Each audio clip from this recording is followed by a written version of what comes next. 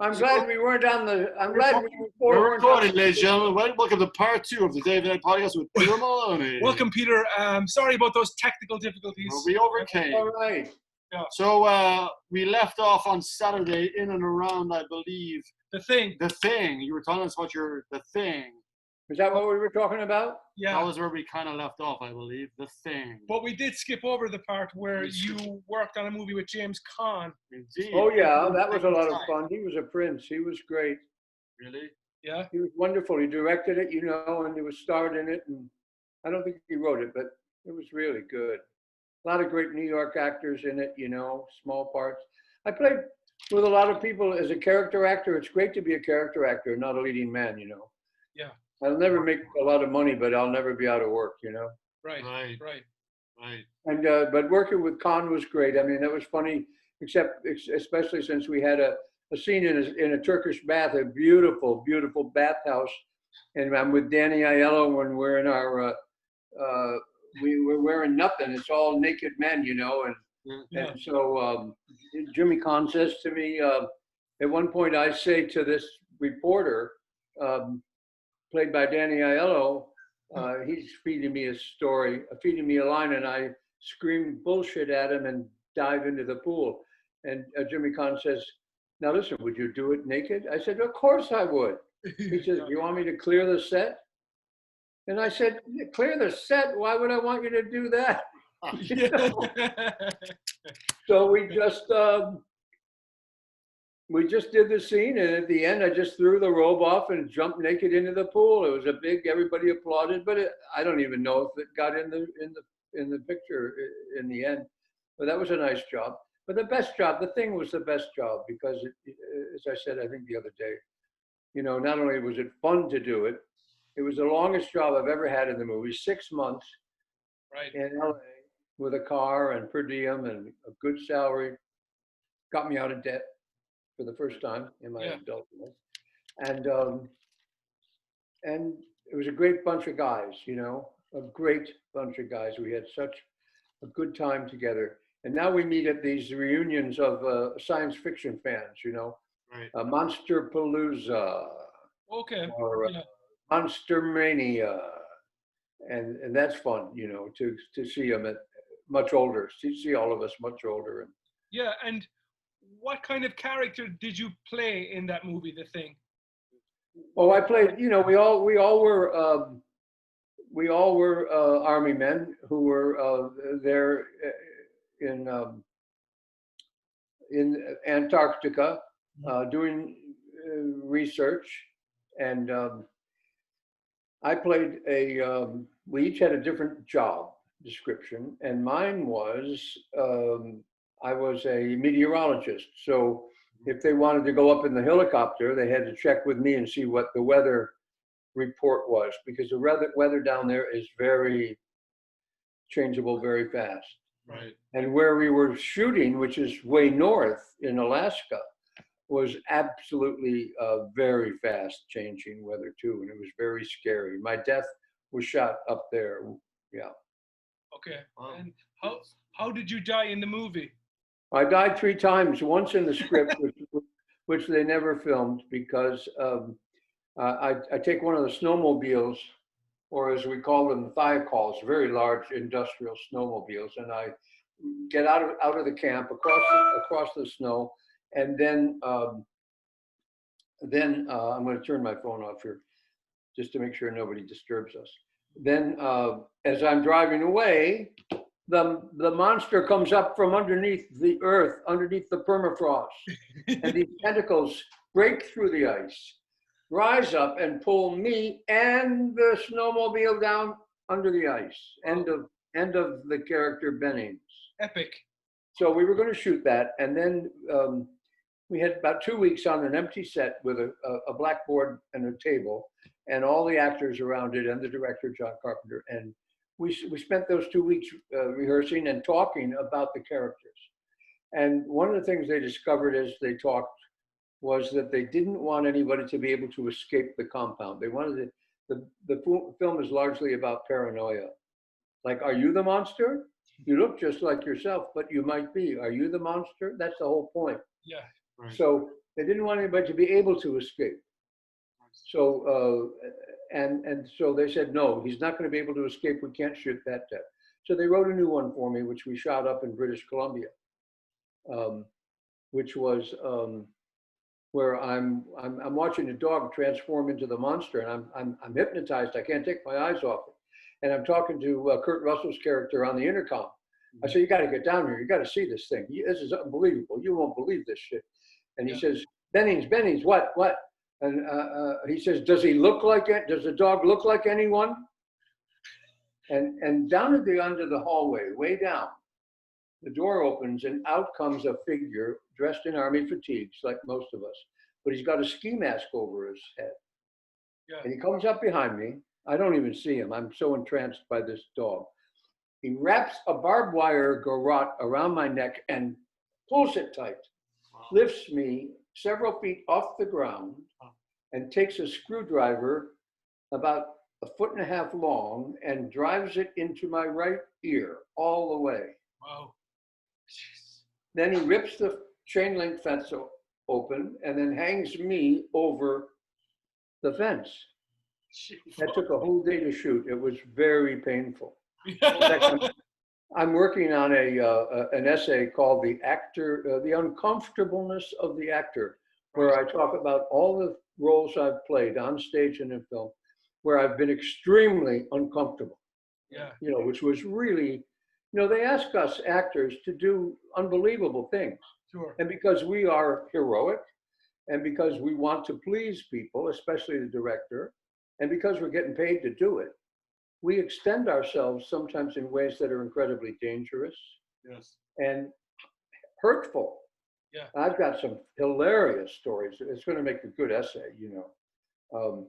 So after that, all that, so that we shoot it, I saw it. I saw the dailies of it, and you know, it just it was quite good, quite good. But then they watched it and said, you know, this has a problem. Why would the thing, once it's taken over one of the men, it looks just like that man, it acts just like that man. Why would there be a need for it to put a ski mask over his face? Right. And the only answer was this: to keep the knowledge from the audience of who that is. Oh, yeah. And they said that is bad storytelling. That is cheating. Mm-hmm. You know. So they said, so we aren't going to use that death either. Wow. So the death that they finally came up with, where they burned me to death, that one seemed to be good. And that's the one they kept in the movie where they burned That's the one they kept in the movie. Yeah, we shot it outside. It was 30 degrees below zero. Oh. My coat was open. I had no shirt on. Right. 103 degrees below zero with the wind chill. Jesus. And these monster Japanese, arms with my hands in them, and I had these Japanese heat makers in my hands. You know, you crack them and they make heat. Yeah. And that's the only heat I had. And when it got too bad, too cold, I had to say, that's enough, boys. Let's take a break, and we'd go inside. Wow. Did you ever live in Los Angeles? Did you ever live there? Well, at that time, that's when I said to Kristen, who I was courting at the time, to use a courtly phrase, I said to her, you know, we had 2 apartments in the city, and I said, I got this job. It's going to be 6 months. Why don't you come out with me, and we'll see if we can live together. So we rented a friend's apartment, we sublet it, and we lived together. And I did the movie, and she worked down in San Diego at the Old Globe Theater. Cool. Doing Shaw, Right. while I'm getting burned to death up in LA. So, and we stayed for those 6 months. At the end of the 6 months, the living experiment was so successful that I proposed. And finally, after 3 proposals, she finally said yes. And so, and we've been together ever since. Yeah. About 30, we've been married about 35 years. That's 36. amazing. Right. Yeah, good stuff. Powerful. So it was very, because we couldn't, I think I mentioned last time, I hope I'm not doubling down on information here, repeating in the 2 segments, you can cut out one of them. Sure. But, you know, that's the moment that I knew I wanted to marry this woman was, and that I had to propose. And it was the best thing, the best, you know. Oh, Everything changed after that. Right. Yep, oh, that was good. So the thing was a great job. And we have these reunions now and again, which I go to now and again. I don't go all the time.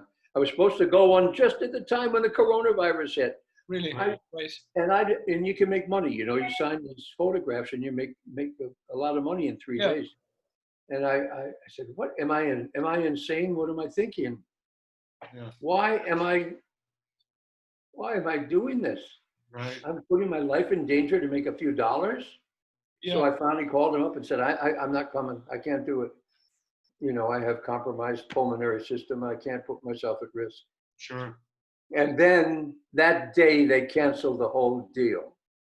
So I was correct in my thinking, you know. It's fun to get together though. Yeah. It's fun to see people in the theater. That's what I love about the theater. To see you guys, who I know from the Irish Rep, That's right. you know, and you know, I told my son, I said, get in the theater and get your equity card and get your pensions started. And for some reason, my kids who live in Burbank, California, they maybe it's watching their parents struggle with the actors lot, you know, maybe they decided that they wanted to go a different way. So they're going to be in the business, but you know, I told them behind the camera is a smart way to go.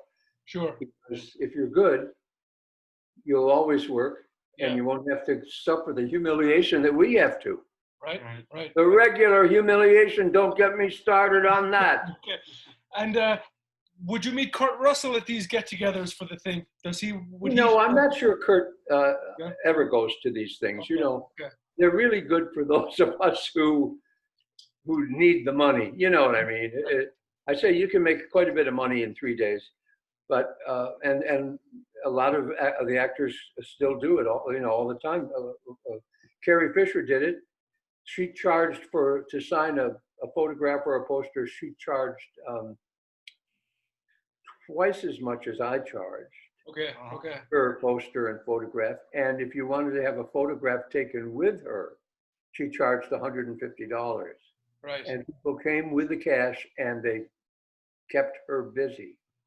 And of course, you know, our careers are up and down. Yeah. And sometimes they're over.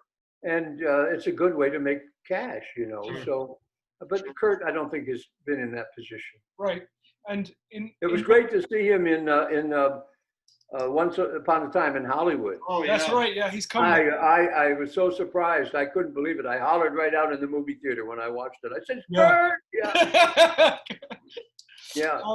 In 1985, you had a role in Desperately Seeking Susan.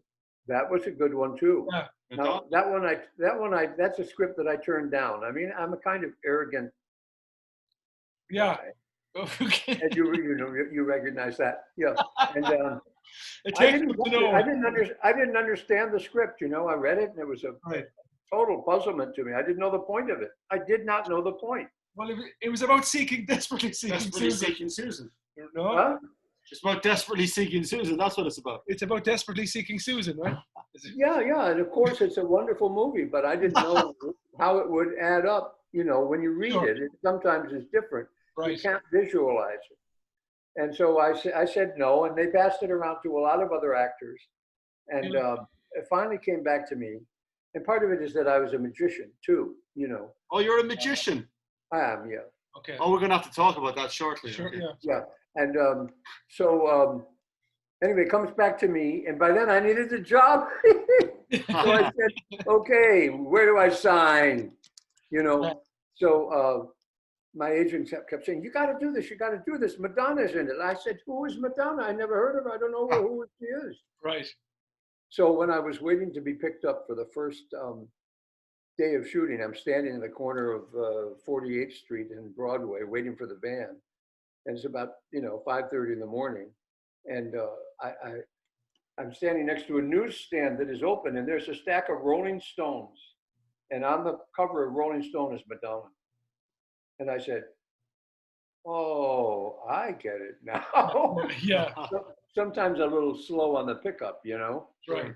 Yeah. This is for a younger audience, I said, than me. And did you have any scenes with her in that movie? If I did, they're very fleeting. My main scenes were with Rosanna Arquette Oh, okay. yeah, Okay. yeah. Cool. and other people. Very good. And you also you were in Mindhunter, right? Manhunter. Manhunter. Manhunter, not Mindhunter. Sorry, Yeah. Manhunter. Manhunter with Brian Cox. Yeah, Manhunter. Yeah, and that was a great experience. too, Directed by because- Michael Mann. Because Yes. Michael Mann directed it, you know. Yeah. Michael Mann, a visionary, What? very talented artist. Was he to work with? How was he to work with? Yeah, who? Michael Mann. Yeah. Can you let our guests talk? Yes, I can. Yeah. Yeah. He was Michael Mann was wonderful. We were in Atlanta for however long it took. The shoot didn't take long to shoot. My part was, I played a dentist, an expert in dental observation. Right. This character, played by Tom Noonan, Dollarhide, was so sick of. He was such a sick son of a bitch, mentally perverted. He would kill an entire family in the house. The novel's great, by the way, and the movie is a good version of the novel, but it's a creepy movie, creepy. Yeah. And he would kill the entire family in the house, then arrange them in tableau in the living room in a certain way. Right. Then he would go and bite the bodies of all the people that he killed. Wow. So by analyzing the bites, I made a set of teeth. And I have a scene where I have the teeth like this, and I'm going, these are the teeth. But it was fun. It's always fun to work. I love to work, and I love to work in the movies. I love to work in the movies because you're making good money. Sure. And you only have to do it once, and then you go home and then you watch it on the TV years later or whatever. But I love the movie business. I love it. But I don't like LA. I don't like to live there. Why is that? Why don't you like it? Well, Kristen and I had a good year and a half. We worked all the time in episodic TV. And I directed a play out there. I was in a play out there. And we did, TV shows and that movie. Oh my God. Such great times. But there's too much sun and it's too laid back. Right. My kids quite like it. They quite like it. It's sometimes too hot for them. But we're Irish people, and we can't take the sun, so we don't surf, we don't play tennis, we don't swim, we don't. What the fuck are we going to do? Drive? Yeah. There are some good bookstores, and we love books, so we collect books together, my wife and I. But we didn't love LA to live. It's a good place to. It's a beautiful sunrise, and there are many sunset. There are many. It's a great place to drink Bloody Marys on the roof of your residence motel. I call her from the payphone and pull my little yellow Mustang over to the curb and call her and say, "Kristen, it's a beautiful sunset. Get the Bloody Mary mix out." You had a yellow Mustang. Yeah, for 6 months. Nice. Yeah. Yeah.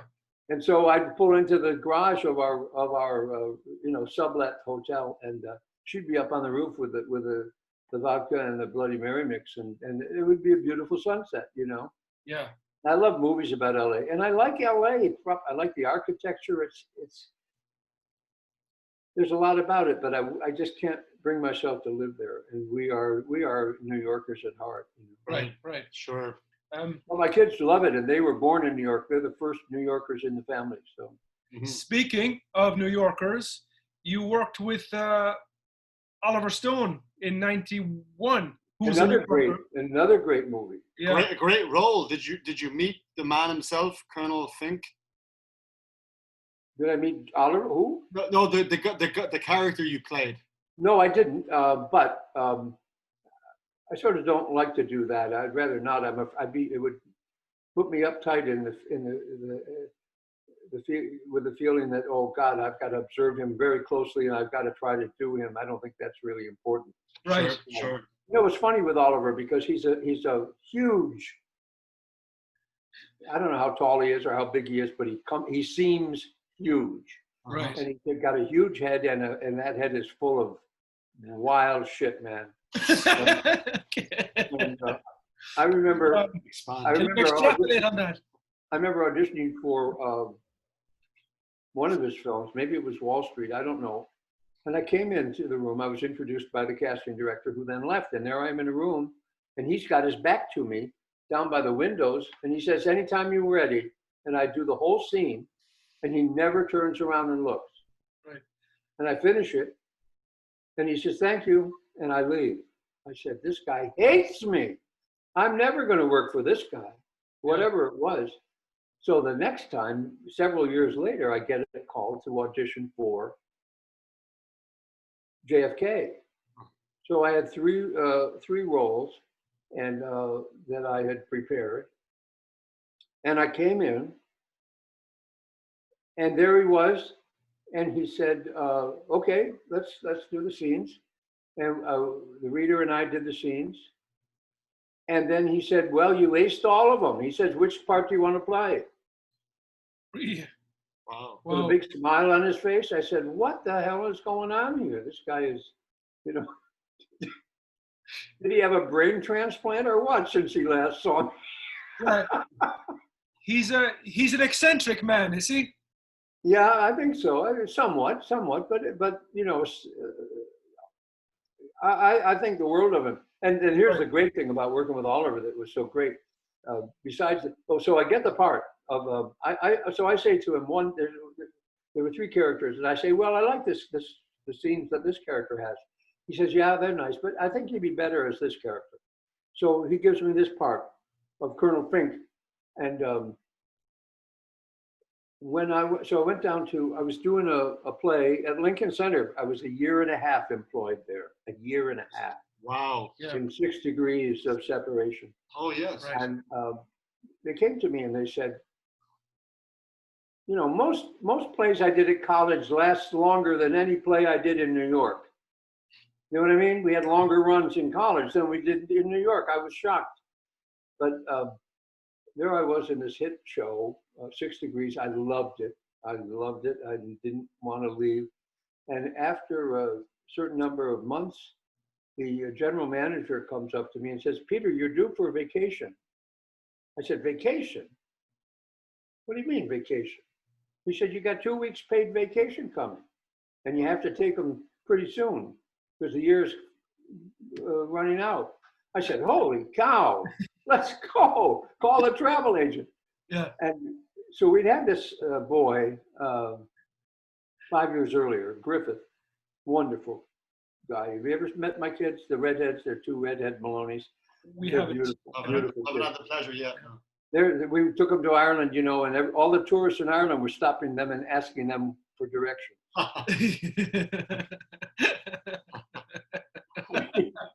So, so we were pregnant with our daughter Bronwyn, and Bronwyn, lovely name. there was some mix up over the dates or something, and we were quite overdue. My wife was getting kind of upset, but I had to use this vacation time. And then Oliver asked me to do the film at the exact same time as my vacation. Yeah. So I went down to New Orleans, and I tried to get some research. Oh, so my mother said the minute I get the part, my mother, who is a Kennedy fanatic, Right.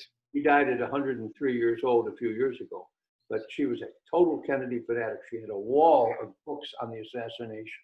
Wow. And when I got this part, within a week in the mail, I got a dossier, everything about my character, about this thick, all about Colonel Fink. She wanted her son to have the proper tools to portray him. So she gave me this dossier, and it was, so I go down to New Orleans. I want to get some books that I heard about, and they were very cool to us, very cool, because we were sullying the reputation of New Orleans, you know, because we accused Clay Shaw of being involved in the assassination. And Clay Shaw is a hero to the people of New Orleans. He created the Trade Center down there, which brought the Main Street back to life and brought money to the town. It's all about money always. Yeah. So we go, we're shooting the first scene, and Oliver's setting up the lights, and in this examination room in the morgue, and deciding where we're going to be, where I'm going to be, and you'll be here, and you'll be with the president's brain here, and you'll be here. And so they got a life-size exact replica of Kennedy made of polyurethane. Every hair is on his head. The beard is starting to grow even though he's dead. You know, the way a beard keeps growing. Yes. And so every little hair had been put in. The hairs on his chest, the hairs on his legs. Unbelievable. The whole head is cracked, of course, the cranium, you know, and the brain is out of it. And suddenly a voice breaks, he's quietly doing his work, planning each shot. A voice says, "Where'd you get that body? How'd you get a body without me knowing it?" And it's the coroner of New Orleans, of this particular New Orleans parish. I forget if it's called New Orleans parish or what. And he thought it was a real body when he came into his working place and found a body that he didn't know about there. Yeah. You know? Yeah. So we shot that scene there, and then Oliver said, and it was great. He was so, you know, he says, he finishes the shot and he says, "How was that for you? How was that for camera? Good. Kevin, how was that for you?" And he turns to me, Peter, how was that for you? How was that for you? Is that what you wanted it to be? What a thing to hear from him. You know what I mean? It just made you feel such respect. Yeah. And, do you your value is being honored. You know what I'm saying? Yes. Yeah. And so often our value is being pissed on in this business. Right. You know what I mean? It's just a rare thing. So he said, we want you to stay for 2 weeks here and be a cover set in case it rains, because we're going to shoot interior. We're going to shoot interiors because there was one more scene to do, the scene where I testify with Kevin. And I said, you know, I'm really sorry, but my wife is way overdue for a baby, and she was weeping when I left New York, and we lost our gynecologist.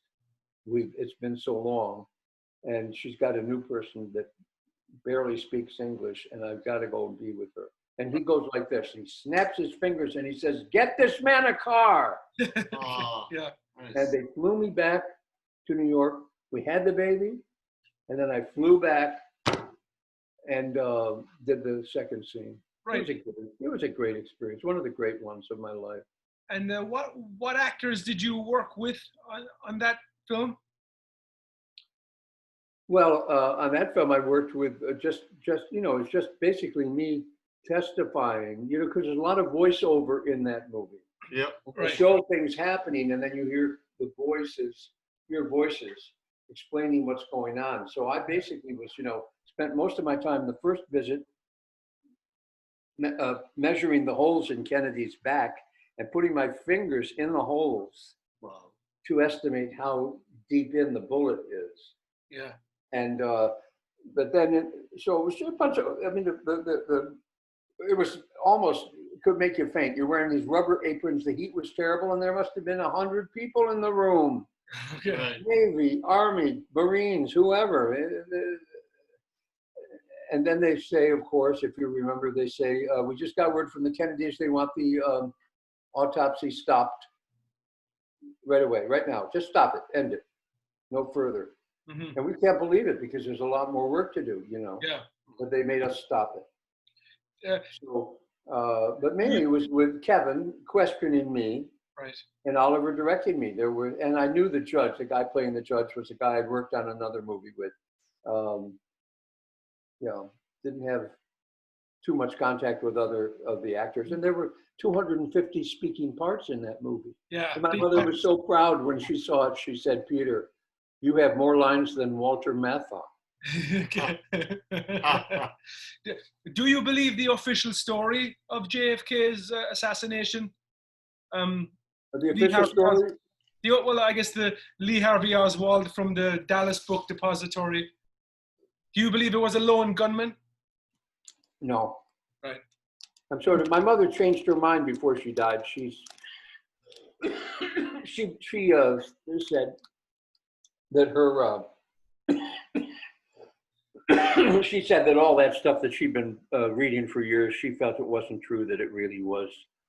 I don't know why she did that, but why she changed her mind. But I still believe that Oliver's version is possible.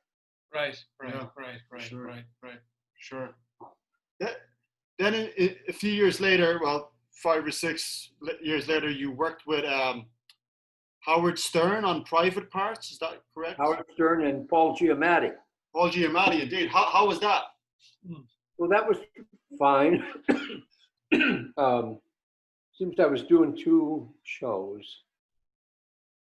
I was doing 2 shows at the same time, and they wanted me to cut my hair, and I knew I had to have longish hair for the one I was going to. But for Howard's show, I had to have, hair like yours. I mean, I had to have neat looking hair. I had to, look like a businessman, which I played. So that was a bit of a problem. They had to figure out how to do my hair and comb it and make it look like I was a businessman. And then I was going off to do something with longer hair. I couldn't have short hair, so I couldn't let him cut it. But it was fine. It was very brief. Paul and I had done Arcadia, Tom Stoppard's play at Lincoln Center for about 6 months. Okay. And our dressing rooms were next to each other, so we'd become friends. And he loves books, so we had a lot to talk about. And it was great to be with him. And this was very wonderful for him, of course, because it really jump-started his career. Yeah. He's thankful to Howard for putting him in that movie, because that started everything for Paul. And now, he is who he is. Yeah. He's a wonderful guy. Yeah. And Howard was just a sweet. So who's going to be listening to this? Young children? People of all ages. Yeah. Really? Yeah. Okay. Yeah. Well, no. Yeah. Not young children. Not sorry. young children. Yeah. Yeah. 18 and over. Yeah. Tell us all the salacious stuff. Yeah. So I won't hold back. So anyway, I like to do a little bit of research about my character. So, and I didn't know anything about Howard Stern. I didn't know anything. Yes. I got 2 little kids we take to school every morning. So I hear he's on in the morning. So I got the kids eating their cereal, and Kristen's cooking eggs or something for her and myself. And the radio is on. So I say, I'm going to listen to Howard this morning and find out. Because I'd gone down to, we'd shot this promo showing the whole cast in this big hotel around a table doing the first reading of the script. They call you up after they cast you and they say,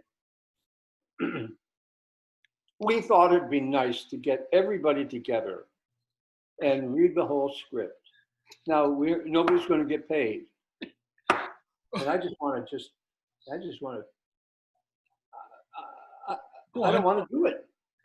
Yeah. But of course, I have to not be an idiot, and I have to be politic and smart. So we read the whole play, and I'm sitting right next to. I might have been sitting right next. I have a tiny part in this movie, and I think I don't know why who they decided who's sitting next to who, but I was sitting very close to Howard and his assistant Robin, his partner on the show, and so anyway. I'm going to work soon, and I say, I want to find out a little bit about Howard. I don't know. It's embarrassing not to ever listen to his show. And I turn on the radio, and Kristen's cooking. The kids are chomping down on their cereal. School is in about 15 minutes, and it's about 8:35 or 8:40. And Howard is having an animated conversation about anal sex. At 8:40 in the morning. Right. Yeah. And I say, and starts talking about this product, which he really recommends, called Anal Glow.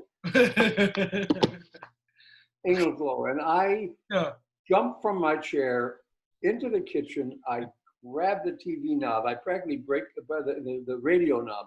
I practically break it off in my urgency to turn this thing off before my kids have to hear about anal glow at 8:40 in the morning. They're liable to say, "Teacher, Daddy was listening to this on the radio. What does this mean?" You know.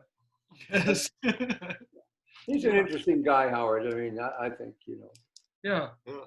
And Yeah. and you did a Darren Aronovsky movie a couple of years later. Oh, you did Requiem for a Dream, right? Oh, yeah. Good one. Yeah. Are we okay? Yeah, I would just, yes, continue. Tell us about Requiem for a Dream. He's correcting me. He told me I asked the wrong question. I did not say that. Yeah. I did not say it. Yeah. It's good. Anyway, He's acting up these days. This is about you, Peter. Excuse us. Yeah. But no, go on. Requiem for a Dream was a wonderful, wonderful experience because Darren Aronovsky is a brilliant man. And,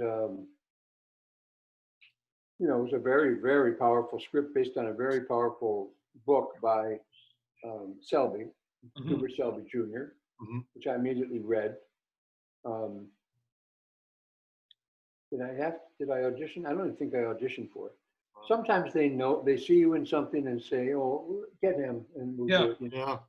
Yeah. It depends on how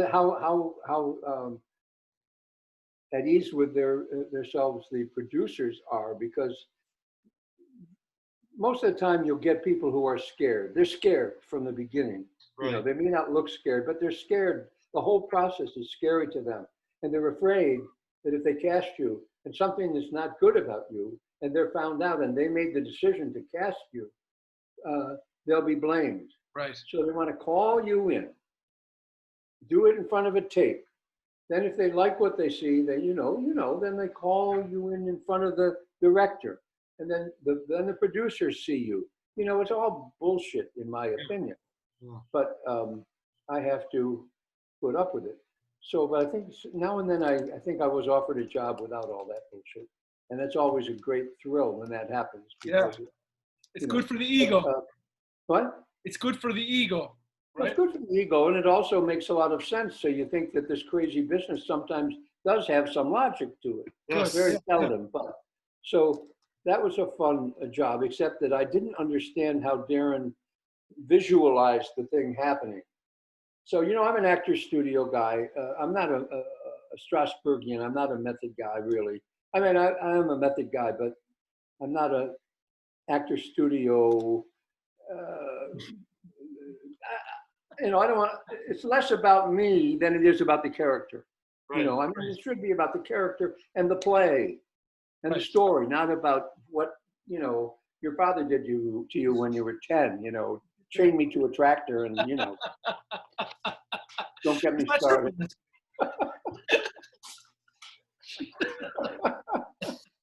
Anyway, so I didn't know how he even visualized it. So I was thinking, oh, it's a doctor and he's trying to help this woman. And so I'm playing it very realistic. You know, he says, no. He says, I'm going to transform this. This is going to be in slow motion, you know, because she's experienced. I'm going to show you how the woman is experiencing you. Everything will be so down like this. I said, okay, he's got a vision. I'm not going to argue with it. So the scenes ended up kind of weird. But here's a funny thing that happened with Darren. He was a young guy. This was only his second film. And his parents were on the set. And they kept saying, you didn't, you know, Darren, you didn't eat the sandwich we sent up to you. You know what I mean? You got to eat. Yeah. And he said, Ma, Dad, get down in the commissary, you know, just hang out down there, have a coffee, read the paper. I'll be down when I can.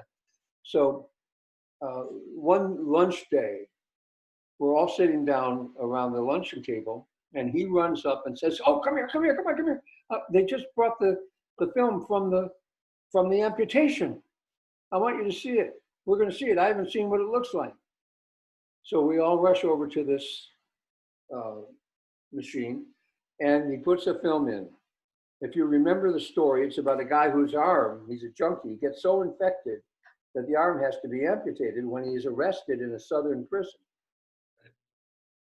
It's disgusting, the makeup job on it. I mean, it's just dreadful. He has this for a long time in the movie. He's got this bad.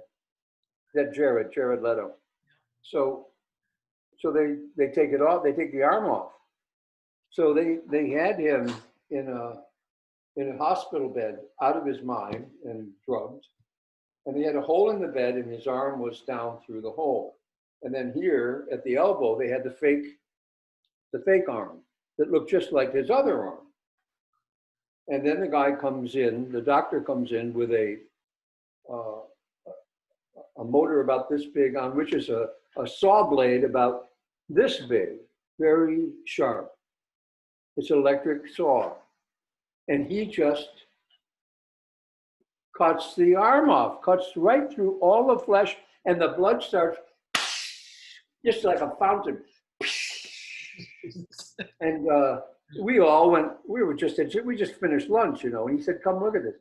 And it was really grotesque. It was so grotesque, but ultimately hilarious. We all couldn't stop laughing. And he said, this is great. This is going to be great. Well, I think they wouldn't let him put it in the movie in the end. Or he changed his mind, I don't know. But he's a brilliant man. You know, my father always told me, he being an actor, like me, a character actor, he didn't have success professionally, and he ultimately gave it up. I might have mentioned this last week. Gave it up but he never stopped doing theater on his terms. So he had his own little theater, and he directed and wrote and acted and designed the sets. It was wonderful. But he always told me, he said, you know, it's not just about you. It's about who you're working with. So I've always had it in my mind that I wanted to, if I could, without being, you know, I'm not going to go and come up and say, can I work with you? But I wanted to put myself in a position where I might work with some wonderful people. And it's worked out, you know. I've been very lucky. For sure. And the number of people who I've worked with are so respectable, and I learned much from many of them. Yes. And so even though if you put all my screen time on one reel, yes, it wouldn't add up to very long. You wouldn't have to sit there very long to watch everything. But you were in some fine movies. You were in Summer of Sam with Spike Lee. Oh my God, that was hilarious. Because, so I shoot the first scene. You know, I'm the guy that arrests the murderer of the girls. And actually, I was between marriages at the time, and there was a girl that I was seeing, and we used to park under the trees at the same place where he was. We finally had to stop that because we thought he might be stalking her, you know. It was a scary time in New York. New York was a mess. So Sam, we shoot the scene where, the first scene where I talked with Spike. Talked to a newsman, and I guess Spike is the newsman. I don't remember. I haven't seen it in years.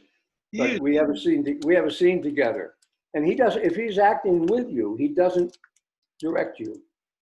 He had on this picture a wonderful actress and director named Susan Aston, a brilliant actress, and she directed me, and then I went into the scene and acted with Spike. Then I was going to come back and do the second part of the scene where I actually arrest this killer. Right. In the meantime, I had weeks in the meantime, my son wanted to do something with me. We both wanted to do something that would be healthy for us. So he suggested that we rollerblade together. So we went and bought me a set of rollerblades. Mm-hmm. And he already had a set. And we went 2 times around Central Park Great Lawn, came down those hills towards our apartment, which was our house, which was, you know, 2 blocks away. Yeah. I said, should we go this way or should we go this way? He said, let's go this way. So we went this way, and I hit a pile of hickory nuts on the path, which made me swerve to my left. I went up in the air, came down, and broke my arm the ball, off the ball, broke the ball in 3 places and many fragments. And there's the top of the humerus just sort of suspended. The only thing holding my arm on was the skin and the sinews and the muscles. Holy God. And it was the most painful thing I've ever experienced. So I was in the hospital for a couple of weeks, 2 different hospitals. Yeah. And it was just dreadful, dreadful. I can't tell you. I came out of there like an old man. I was holding Kristen's hand like this, you know, all bent over, like an old man. I was such a invalid. It was the worst. I was scared of cars. I was scared of people walking. I was scared of certainly people on bicycles and certainly people on roller skates. So anyway, But it took days you. after that, I've got to go see Spike. Oh, right. He says, Peter, my man, how you doing? And I say, well, Spike, I had an accident and I broke my arm. And of course, they wired it together in a 3-hour operation. They wired it, cleaned it up. And so he said, well, we're glad that you didn't get hurt very badly. We're ready to play the second scene in the movie. Now you arrest Sam. And he says, now, which gun did this detective use? Where's his gunman? Comes over and he opens up a case about twice as big as this laptop. And in it, he's got about 6 different guns. And he says, oh, this is the gun that probably that he would have used. He said, Peter, you right or left-handed? I said, I'm right-handed, and he interrupts me and he says, what was the detective? Was he right or left-handed? Because we got to be accurate here.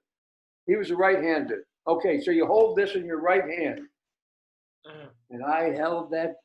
He picked the heaviest gun in the thing and handed it to my right hand. And I had to hold it for about 10 hours while we shot that. Right. While we shot that scene. It was awful. Yeah. Nobody knew but me how hard it was. Wow. Yeah. It was painful. You spoke before about this, the summer of Sam in real life. That was the summer of '77, was it, in New York? I'm terrible. One thing I'm terrible at is placing dates of when things happen. I know I met Kristen in the summer of '79, so I suppose so. Do you remember that time in New York? There was a lot of civil unrest back then. No, terrible and dirty. It was a dirty time. There was no money. Central Park was a disaster. What was going on? It was greasy.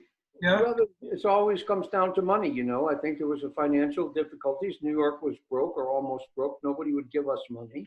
Right. Rich people banded together and saved Central Park. That's all. That's not any city money at all. That's all private money from the rich people on the east side of Central Park. Yeah. So it was a time with no money, a lot of anger. I thought he captured it fantastically. I mean, that's his only non-black movie, isn't it? I think it's the only non-black movie he directed. Yeah, Probably, yeah. Yeah. Yeah. And of course, I got to be reunited with Ben Gazzara, who played in it. Yeah. Speaking of New York City, your former residence on the Upper West Side was a big character in Law and Order. Is that correct?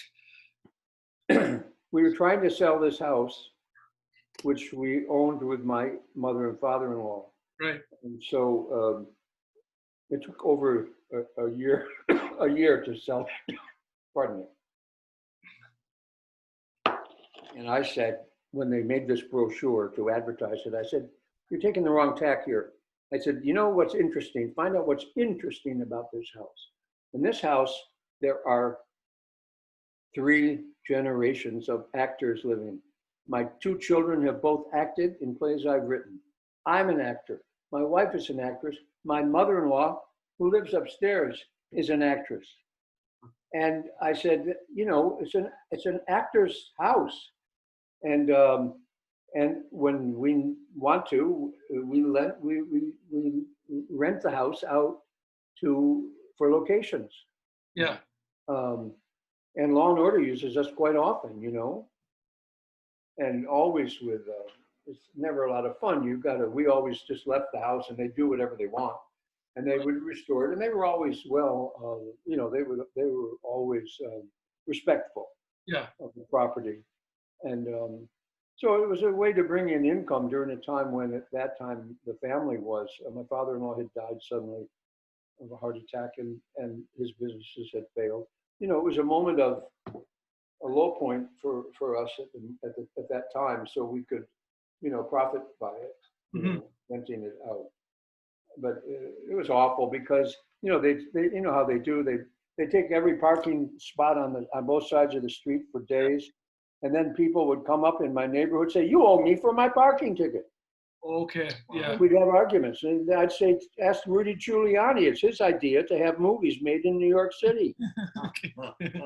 But my son Griffith, he loved it because they would set up the craft tables outside under the trees, right on the curb, and he would go and be the maestro of he would stand there as a guard watching to make sure that nobody who wasn't supposed to be taking food and coffee from the craft services table wasn't doing it, and he would then take whatever he wanted from the candy jar.